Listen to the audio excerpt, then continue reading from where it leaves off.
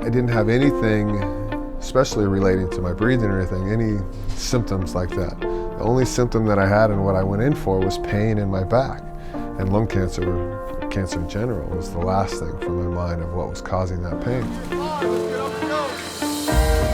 My diagnosis was stage 4 lung cancer, and it had spread to something on the magnitude of 27 different places. It had spread to my rib cage, my spine actually, my legs in a couple different spots, my adrenal glands, my lymph nodes, and then my lung is where it all started. If you look at the odds aren't very high. And the doctors don't mean to be negative, but are way too weighted on what the numbers are. 6 to 12 months to live. The benefit from chemo at that point in time was maybe 30%, but they were talking about a few more months, and that was it.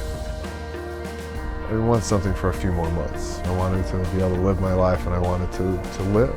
And then I ended up going to see 6 different doctors. The first 3, no hope. The next 3, nothing but finding a way, finding the best treatment for me. But they ended up going to the UCLA doctor, and he offered this immunotherapy.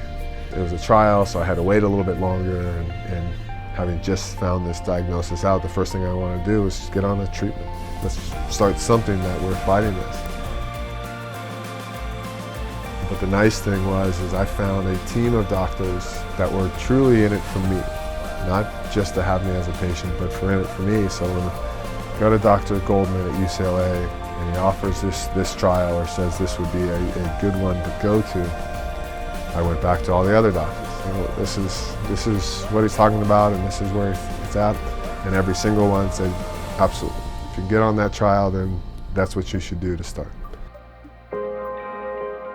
So what immunotherapy tries to do is harness your body's strength and your body's immune system.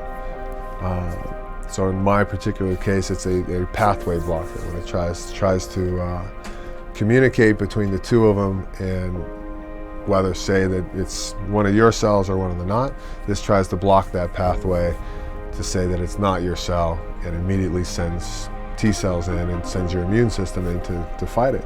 And that's exactly what happened for me the first week, and continuing since. But the measurables started, I think, at somewhere around 131 millimeters total, and now the total is down to 21. So it's a huge shrinkage, including it's gone from my lymph nodes, it's gone from my adrenal glands. My bones are stronger and healthy now, so we assume that those are pretty strong and gone. So the only mass left is in my lung. That type of approach of using your body's immune system to fight it is ingenious. Unfortunately, there's a lot of people out there, when they hear this news and hear how it's delivered, just give up. And one of the things I've held on to from the beginning is I believe the mind is a powerful tool. And I believe if we have that hope, then those numbers can change just in that. Of all the numbers and all the poor odds, if you look at it that side, somebody's going to survive. And if everybody took the approach of going for that 5%, 15%, whatever the diagnosis range may be, I believe those numbers would change. What gets me out of bed every day now is wanting to inspire people. My job gives me that opportunity as a coach that I've always had to a certain degree. But the reason I go out and share my story and do those things is trying to inspire people to keep hope, trying to inspire people to believe in what otherwise seems impossible. So that's what kind of gets me out of bed every day.